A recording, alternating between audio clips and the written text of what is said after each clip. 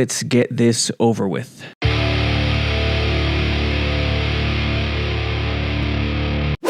Sabo Radio, a day after Super Bowl 55, and boy, was that lovely. I'll tell you, there's nothing worse than an awful Super Bowl, and this one was it. Pats Rams from a couple years ago, also it. It reminds you of the days of the early 90s, mid to late 80s. No, I was not old enough to remember the 80s, any game in the 80s. 90s, sure, 11, 12 years old. But as history has shown us, a conference can go on a streak like the NFC did and win, what did they win, 13 straight? After the 83 Raiders, so from 84 San Fran to Green Bay in 96. And a lot of those games, most of those games were blowouts, save for Boomer Esiason and the Bengals in 88. A couple good ones, Bills, Giants, 90. But that was terrible. 31-9. And from the get-go, you knew, and it's funny, where I was at, the house, the small get-together, there was no huge get-together party in this land of COVID, but the small get-together where we watched the Super Bowl, I said it early, this might be a romp after the first couple drives where both teams punted because it was obvious Tampa, the Chiefs could not block Tampa. Reed doesn't like leaving in extra guys, no running backs, no tight ends. He blocks 5. And Remmers at left tackle was a disaster. And the moment an offense cannot block a 4-man rush with 5 players is the moment that offense is behind the 8 ball. It's like, for you hockey fans, it's like being shorthanded all game and trying to win that way. Todd Bowles gets a Super Bowl. He obviously got one as a player with Washington. Good for Todd Bowles. Good for Steve McClendon. Le'Veon Bell does not get it. Didn't even get a snap in the game, which, is kind of surprising. Darrell Williams got some time over him. And Reed did not have a good game. Bieniemy, Eric sleeping with Bieniemy, did not have a good game. Mahomes was actually pretty decent. I wouldn't say he was great. Maybe mildly good. Maybe. He did everything he could running for his life. A couple times, the Fran Tarkenton spins in the backfield. He hurt himself trying to spin the long way when he shouldn't have done it. So some of those sacks, some of those lost yards were on Mahomes. But the moral of the story is this. You can't go into a Super Bowl game with your offensive line in shambles like the Chiefs did and think it would turn out okay. What Todd Bowles did from the outset was play too deep. Stat during the Super Bowl, at least 92% of the time he played too deep. I don't know if it finished that way. It probably increased based on what happened in the fourth quarter. He played too deep, played a lot of 2-man, and said, my pass rush, my 4-man, Shaq Barrett, JPP, Sue, go get him. And that's it. And listen, I like Bowles. I think he's an excellent defensive coordinator. I give him a ton of credit. He's done a great job this year. But in terms of, execution, game plan for that Super Bowl, it couldn't have been easier for a defensive coordinator. When your 4-man pass rush and even their 3-man rush was hitting home against that terrible offensive line, when that happens, as a DC, you want that to happen. And as a DC, you understand you don't deserve a ton of credit because you are playing ahead of the game.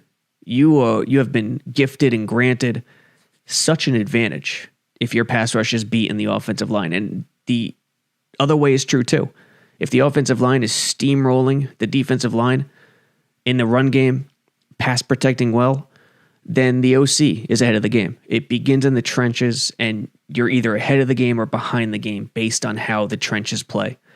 So Bowles, he just kept on throwing light boxes out there, rarely blitzing, which he loves to do. So give him credit for that. And the Chiefs couldn't even run against light boxes. And once they couldn't run against light boxes, and once their east-west passing game, I didn't see a lot of meshes. I didn't, you got to watch the film, but because you can't see downfield, you can't see the secondary perfectly in the broadcast. I didn't see a lot of underneath stuff that would, get the ball out of Mahomes' hands quicker, 3-step underneath the safeties. At the same time, Devin White, Levante David, tremendous job covering tight ends and running backs. Mahomes, 270 yards, 2 interceptions, no touchdowns, 26 of 49. Clyde Edwards-Helaire, 64 yards, 9 carries, went for 7.1, his average. It's kind of misleading. Chiefs went 6.3, 107 yards the entire game. That's really misleading because Mahomes picked up a lot of yards with his legs early. But I would have loved to see more from Helaire on the ground. And, that's the book on Reed. Reed used to get hammered by Philadelphia fans for not running enough. And we discussed this on this podcast. It's not as though Reed adjusted. He has here and there incorporating jet sweep principles, incorporating college principles. It's more so that the NFL caught up to Reed. The rule changes, no contact, Charmin soft stuff, where teams don't have to run the ball anymore. The short passing game, the screen game, the 3-step game could replace it. And once that happened, and once that became standard and universal, the league caught up to Reed rather than Reed catching up to the league. And this was just a terrible happenstance for Reed. First of all, his son is in the car accident earlier in the week. That was a bad omen from that moment on. You go through history. Whenever there's a situation for a team in the Super Bowl the week leading up to the game, it's usually not good news. The most two recent ones that come to mind are the Raiders, the offensive lineman for the Raiders against the Bucs, interestingly enough. The Bucs' only other Super Bowl championship, who they have now 2, a perfect 2 for 2 in the Super Bowl. And every time they get to the playoffs, they seem to win it. I forget the lineman's name for Oakland in 2002, but he went AWOL, and it was just a disaster from the start, and Tampa routed him. And the other one was the DB from Atlanta. Robinson, I want to say off the top of my head. I'll do a little research after the podcast, maybe put it in the comments, but Atlanta against Denver, the year Parcells got the Jets to the AFC title game, there was a situation with Atlanta, and then Denver routed Atlanta. Never a good sign when something bad happens leading up to the game. That's number 1. Number 2, Eric Fisher being out, the offensive line being in shambles, not good. And the issue as it relates to the Jets, before we get to Brady, because we got to talk about Brady, the issue as it relates to the Jets is this. Fans now watching the Super Bowl and coming to the conclusion that, hey, look, Mahomes can't do a damn thing if the offensive line isn't right. Therefore, Douglas and the Jets should select Sewell, the Oregon tackle, number 2. It is not only idiotic, it's insane to point to one singular instance and say, hey, look at this. This happened. So the Jets must do this. Folks, Mahomes was a first-round quarterback pick, 10th overall. Sort of in the mold of Zach Wilson or Justin Fields at number 2 overall. Not the consensus top guy, but the second or third guy. Mahomes was second. Watson was third that year, behind Trubisky, who was number 1. Mahomes won the Super Bowl last year. Got to the Super Bowl this year. Why is that not the instance to point to and say, hey, Mahomes has done it with a pretty average offensive line. Why not take Zach Wilson? I don't know. Because people want their narrative to be molded around whatever instance they can point to. And last night provided them that instance. Joe Douglas won't do that, obviously. And you'll never find a more pro offensive line guy than me. I hammered McCagnon from 2016 on, hammered the Le'Veon Bell signing. You don't sign a running back. A running back, very different than a quarterback. You don't sign a running back when your offensive line is garbage. You just don't do it. It's counterproductive. So I've been hammering McCagnon since 2016. The neglect to the offensive line was criminal in the football world. Not selecting a first-round offensive lineman since 2006, criminal. At the same time, you can't look at Mahomes and what happened and think that's the reason Sewell should be picked number 2. Don't be that JV person. Don't be JV. Graduate to varsity, please. The way the Jets are going to look at this is simple. They have 3 picks in the top 34. 2, 23, 34. Quarterback. Darnold, option 1. Watson, option number 2. If Douglas doesn't like Darnold and he's heading into the 4th year, they can't pick up that 5th-year option. It's too costly for a guy you don't know, who could do it, could frankly get it done. Then the only other option is it's not going to be Wentz. At least I don't think. The only other option is a quarterback in the draft. So it's Zach Wilson or Fields at 2. And then that's it. Are you comfortable with Mac Jones or Kyle Trask if they drop to 23? I don't even think both will. Trask might go before 23. Maybe Mac Jones lasts, but I don't think either will. If you don't take the quarterback at 2, where's the quarterback? Where do you get that guy? Conversely, if you take the quarterback at 2, there are plenty of interior offensive linemen available at number 23 and 34.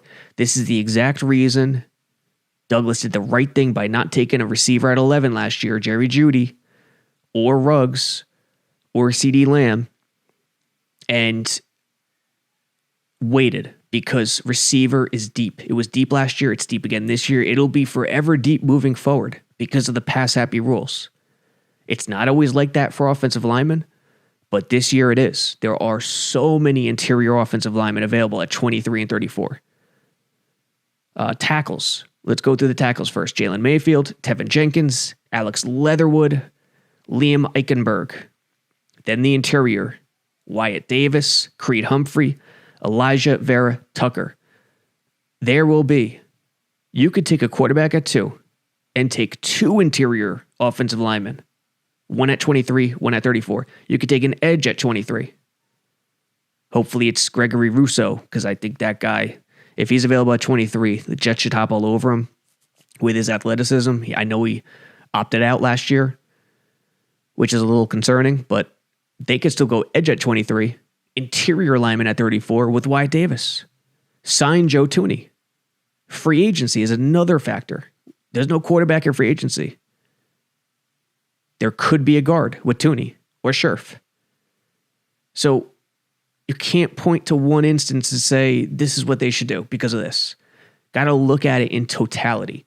And when looking at it in totality, it's obvious. The interior line or just offensive line in general, even a tackle, there's plenty of them. And they're right where the Jets are picking, late first, early second. There's no quarterbacks there. So what do you do? And I said Trask before. Obviously, Trey Lance and Mac Jones are the 2 in the first round. Trask is the guy, if the Jets don't like Darnold, don't land Watson, don't go quarterback at number 2, Trask would be that guy if they don't go with any of those routes. But it would be later in the draft. Do you feel comfortable? I sure wouldn't. It's why quarterback at 2 is still the best option if Watson isn't an option and if Darnold is off the table. If Darnold is your guy, then okay, it makes sense for Sewell. But that's if you believe in Darnold. And at this point, Darnold is a huge question mark. So is Zach Wilson. So is Justin Fields. I put them all in the same category as huge question marks. The difference is Darnold only has 1 year left at the rookie salary. Zach Wilson and Fields have 4 years left. It's a huge deal. So Mahomes, the offensive line last night, don't buy into the monkey see, monkey do. Hey, Mahomes is running for his life. Look what quarterbacks do. Great quarterbacks do when offensive lines aren't right. Therefore, the Jets should take Sewell. Come on. 2 things could be true at once. 3 things could be true at once. Gase did not do right by Le'Veon Bell. McCagnon didn't do right by Le'Veon Bell signing him. But Le'Veon Bell still lost all of his steps at his advanced age as a running back, which was 27. And what is he, 28 now? I think he was 27 by the time he played his first game with the Jets. So, don't get into the semantics. It's about viewing it in totality. Now, let's get this over with. Tom Brady, you got to respect the guy. You have to. You have to tip the cap. You have to, not drool over his greatness, but you have to acknowledge his greatness. Call him the greatest of all time? Sure, go for it. But also, it's fair to put him in the top 3 of all time with Unitas and Montana. And there are interesting reasons why that we'll get into a little bit, but this podcast isn't about that. This podcast is about Brady and winning his 7th title. He really didn't do much yesterday. He played a clean game, good game, 3 touchdowns, 200 yards, 21 of 29. Didn't have to do much. By the time he threw his 2nd touchdown to Gronk, it was over. Bucks ran the ball well. Fournette went for 89. Jones, 61, 4.4 yards per carry, which is an excellent mark for a team that was winning the entire game. If you're over 4 and you blew out the opponent the entire game, that's an excellent mark. Usually that number will dip the later you get into the game. But Brady, as we discussed recently, he manipulated the Matrix. Morpheus saved him in 2001. And, what can you do? He's not a Patriot anymore. So all Jets fans out there, you didn't have to throw up for 7 hours. Maybe it was just 2 or 3. And to be honest, it's more of a football fan thing to be frustrated about Brady than a Jet thing. You want to see other guys get opportunities. You want to see a more balanced story unfold. It's why I get frustrated with dynasties. Not all dynasties, but dynasties that are just too much. Like, enough already. I want to see new blood. The Golden State Warriors, I got sick and tired of it. LeBron, I got sick of LeBron, even though he didn't win in the East every year. Oilers in the 80s, I would have been sick and tired of that. Even the Yankees, I grew up a diehard Yankees fan. I wouldn't say I got sick and tired of the Yankees dynasty. I got more sick and tired of the fans jumping on the bandwagon and George completely destroying what that team was, signing Giambi, going the superstar route rather than doing what Buck and Stick Michael did to get them to that dynasty while George was suspended and away from the game. So I got a little sick from that as well. Brady, obviously the Bucks aren't a dynasty. Somewhere last night, Belichick was eating a Subway sandwich with the TV off. But it's a little disgusting, especially with the way the penalties unfolded. I mean, you got to be kidding me with the penalties. When was the Bucks' first penalty called? 3rd quarter? Did they have one in the first half? I don't think they did. They finished with, where is it here? They finished with 4 for 39, while the Chiefs finished with 11 for 120. And Brady, how many times did he overthrow a player? A lot of the times he did it intentionally to try to draw the penalty. But what happened to the uncatchable rule? I honestly don't know if they took that away. I know years back there was an emphasis on calling flags in spite of the ball's location, but I don't know if that was ever an official change in the rule book because it's silly. Why in the world would you ever call a pass interference when the ball's, completely uncatchable? If it's close and there's any margin for error, yeah, you throw the flag. But for instance, the one in the end zone against Tyrann Mathieu, I didn't even see interference. Didn't even see interference, and it was a complete 360 from the Bucs Green Bay game in the NFC Championship game where they called that one loose. They let them play until the last game where Brady obviously got the play, got the break, got the NFC title in his pocket once that pass interference was called. But the penalties were outrageous. Were a lot of them penalties? Sure. Did the Chiefs deserve to be penalized more than the Bucs? Yes. But by no means should it have been that drastic. No chance. No chance. And I haven't watched the film yet, but I will. And I'll come back with another opinion on that once it's all said and done. So other than, the unsettling feeling of a terrible Super Bowl, Brady winning another one, what can you do? I mean, you tip your cap, you say he's a hell of a quarterback, and you move on. Now, a couple things regarding Brady. See, this is what happens. When someone does something great, everyone takes it too far. People are now claiming he's the greatest winner in the history of team sports. Those people have lost their damn minds. Bill Russell, this man, how many championships? I forget. I think it's 11, but let's double check just so I'm not wrong. 11 championships, folks. 11. Yogi Berra, 10. Maurice Richard with the Canadians, I think it's 8 Stanley Cups. It's either 7 or 8. If I'm wrong, correct me in the comments on YouTube. Come on.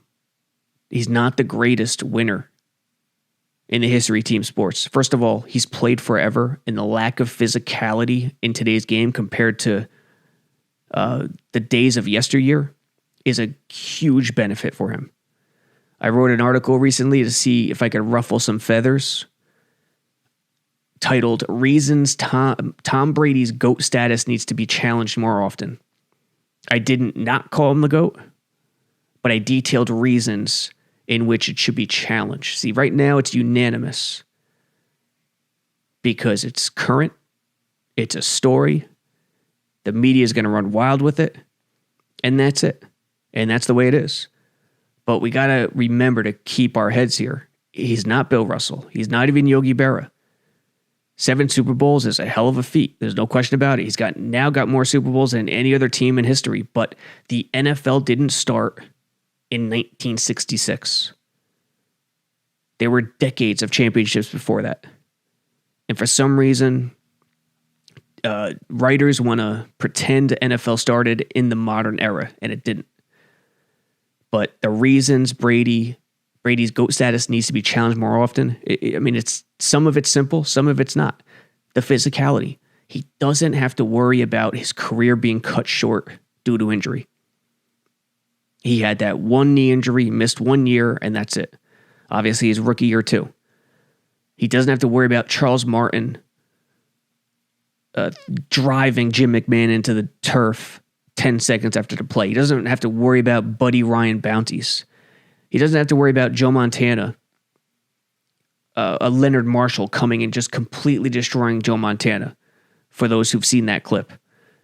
Joe Montana, how many games did he play? Not as many as Brady. Not even close.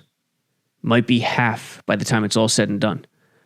It's a different game. When you look at Brady's stats, coincides with the explosion of passing in the NFL. For instance, 2008, 2007 is when passing really started to take off, when the rules really started to take shape. Interestingly, Brady against Peyton Manning, 2003 AFC Championship game, Ty Law, Belichick's DBs were mugging Wayne and Harrison, and in the flurries in Foxborough, the Colts just couldn't get it done, and that really sparked the conversation. Why are they not calling these pass interferences? Why are they not calling these holding penalties or illegal contacts? Slowly but surely, they started to do it and put an emphasis on it. 2006 AFC title game, Pats jump out to I think a 21-3 lead at halftime. Colts come storming back, win the Super Bowl. That offseason, Belichick changes everything. He saw the writing on the wall. He saw where things were going. So he changed his team from a defensive first team in terms of spending under the salary cap to an offensive first team. Wes Welker, Randy Moss. Brady goes nuts, breaks the single season touchdown record with 50, puts up his most yards in a season. And from that point forward, it just spiked for Brady, just like it spiked for the rest of the league. 2007, 214.3 average yards, pass yards per game. 2011, just 4 years later, 229.7 per game. Today, 240.2 per game in 2020, the most ever. Compare that to 1992, 187.6. From 240 to 187. Go back further to 1979, 180.4 per game. Go back further to 1958. Johnny Unitas versus the Giants, the TV game for football that changed everything, 180.4. The game has changed, and Brady has benefited. Drew Brees is the passing king right now with the most yards. Does anyone think Drew Brees is the greatest quarterback in history? Stop it. Brady's number 2. He'll take the mantle. He's already got the pass touchdown mantle. It's misleading. You can't use stats to back up his GOAT status. For instance, his passing yards per game. Well, first let's go over the sheer numbers. Montana, 40,000, about 40,000 passing yards. Unitas, same thing, 40,000. Breeze is over 80,000. Brady is close to 80,000, 79,204. They doubled those two guys, Montana and Unitas. So when you look at the rankings and the sheer stats, it's not even close. But it can't be done that way. You have to do it based on the average for that era. For example, Brady's per game, and this is per game started, not per game played, to be fair to every quarterback. Per game started, Brady's average is 264 yards per game throughout his 20-year career. 264. The league average from 2001 to 2020 is 223.1. So he is about 40 yards above the league average, 40.7. Montana, his career average, 247.2 per game. The league average during Montana's career, 196.4. Montana's stats are better. His yards are better. He is 50.8 yards above the league average, whereas Brady's 40.7. Unitas's per game start average, 217.5 yards.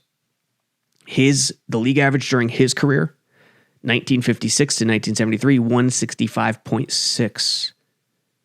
So Unitas is even better than Montana, 51.9 yards above the league average. I think Dan Marino's numbers would blow all these guys out of the water, when comparing to the league average in that era. But when comparing, I think, the three greatest quarterbacks, Brady is number 3 in terms of regular season stats. Apply this to touchdowns, apply this to any stat. You're going to come across differing results. Differing results that'll surprise you. It's not Brady who's been the greatest statistical quarterback, and it's not even close. During his career, was he ever considered the bona fide best quarterback?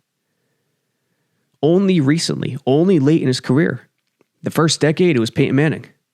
Then Aaron Rodgers took the crown as the most talented guy. What Brady has going for him, and what he'll always have going for him, is he's the best big money quarterback in history.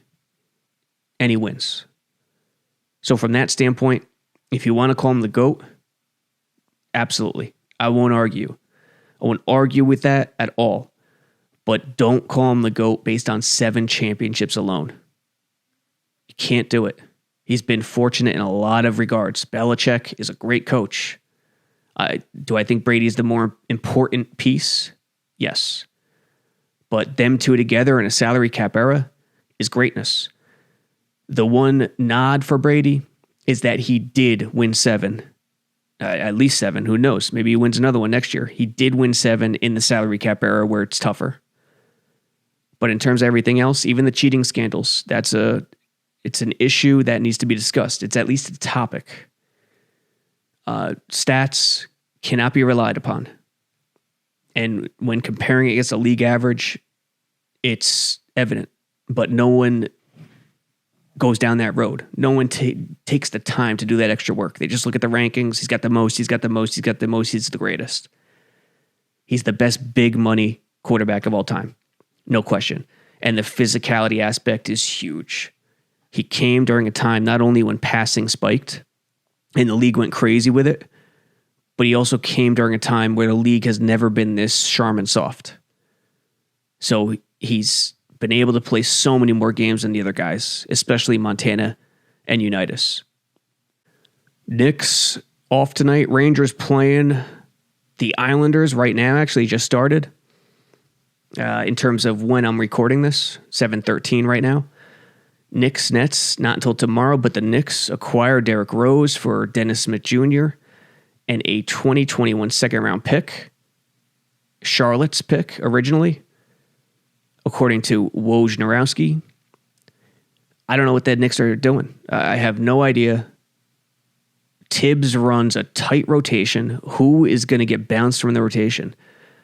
Is Rose going to play point guard? Is Quickly going to play a lot more two guard now? I have no idea. I don't know what this means. Is Peyton the odd man out? Is Rivers the odd man out? Because with Rose as an extra body, there's just too many people. There are too many guards, too many ones, twos, and threes.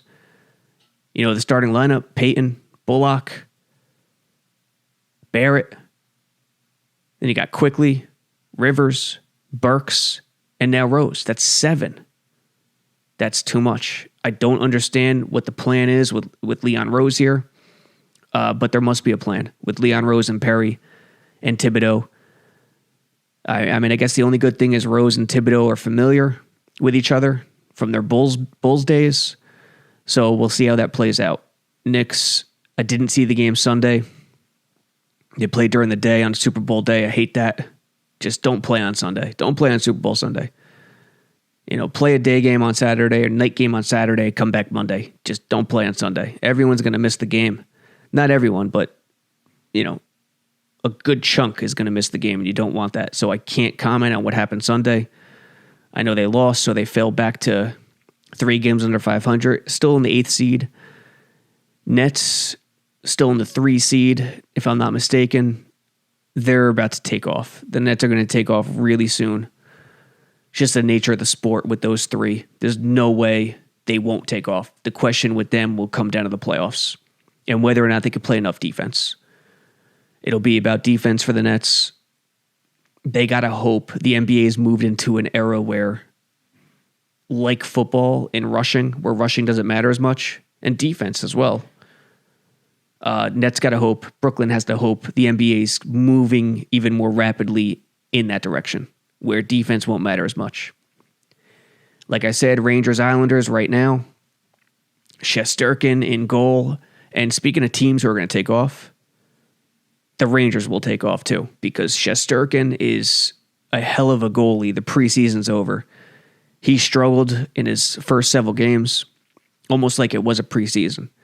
And the officials called the games like it was a preseason. Tight, terrible, awful to watch. But with Shesterkin, I think he's going to be one of the better goalies in this league very soon this year. And the Rangers, even though they're dealing with injuries, Hedl, they have depth. This kid, this defender who scored that crazy goal, DeBetto, I don't even know how to pronounce his name yet. If he gives them anything, it's tremendous. Him and Hayek have to, Libor Hayek have to do well as that third pairing. But their depth really comes in at the forward position. Kevin Rooney's tremendous. Di Giuseppe's tremendous. They're responsible. They're disciplined. They don't do stupid things. And that fourth line can really be a lockdown defensive fourth line. Di Giuseppe's playing a lot on the third line or even second line right now. But Rooney, Di Giuseppe, Lemieux, I mean, And the worst part about it for the Rangers, might be the best part, Hedel and Blackwell were two of their best players before they get injured. So they could look forward to those two guys coming back. Fox is a tremendous defenseman. He's good for one turnover a game, but he's tremendous. Kreider just needs to put his head down and play north-south. And if he does that, he's a force to be reckoned with, but he's inconsistent, disappears at times. Panarin, Panarin's going to be fine. Buchnevich, I like what Buchnevich is doing this year. I wasn't a huge fan of his coming into the season, but he's really impressed me. The kid Lafreniere, it's gonna be slow with him. Kakko as well.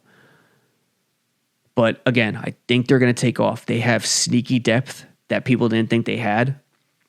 And with Shesterkin, Quinn cannot rotate these goalies. I like Georgiev, but Shesterkin's that much better, and he's got to play. He's got to be a starter. So that's where the Rangers stand. They're looking for a big win against the Islanders tonight to, I think, get over 500. I think they're 500 right now, if I'm not mistaken. Last topic, Trevor Bauer. He came out with a tweet. When was it? The 7th, which was yesterday on Super Bowl Sunday. Which, after the game, maybe trying to sneak one in there. Quote, Mets fans, I owe you an explanation and apology. My intention this entire offseason was to engage with fans in ways that made the offseason and free agent process more interesting. I woke up early on Friday not knowing what my decision would be and spent the next 5 hours on the phone with my representation team trying to figure that out. I wasn't on social media or my website as my marketing and digital team was managing both at the time, so I didn't see what happened until after the fact. I've taken some time over the last 2 days to figure it out, and I take full responsibility for the mistakes outlined below. In the spirit of transparency, here's what happened. I'm not going to read the rest, end quote. But basically, with the Bauer situation, Mets fans, they've been front and center this offseason. Steve Cohen, Lindor, now Bauer. And Steve Cohen, in a sneaky way, has fed into the problem here with Bauer because Steve Cohen started taking this new tact. He created this new thing, social media sports ownership. You really hadn't seen an owner be so vocal. Ask the fans, hey, what should we do? Even though it's really garbage. He's not going to listen to the fans in terms of transactions. He's going to listen to his front office. He's engaging. Obviously, Portnoy scared him away with the whole Robin Hood issue, but it's an issue to have Cohen, your owner, on Twitter. It's better that he stays away, but that's a second topic. The Mets fan on social media, on Twitter, is loud, is vocal. Cohen fed into it. And now think about it with Bauer. Bauer's agent, I forget her name, but her agent has been vocal as well, and she kind of trolled Mets fans after it was announced Bauer was going to go to LA. Think about this. He comes out with merch. He sells Mets merch. He runs a contest for Mets merch. I know he did more too. I wasn't fully engaged in the Bauer hysteria. But the point of the matter is this. This is the start of something very scary. His representation, the way these guys negotiate with clubs, due to social media, they could do so many different things to manipulate leverage and contract talks.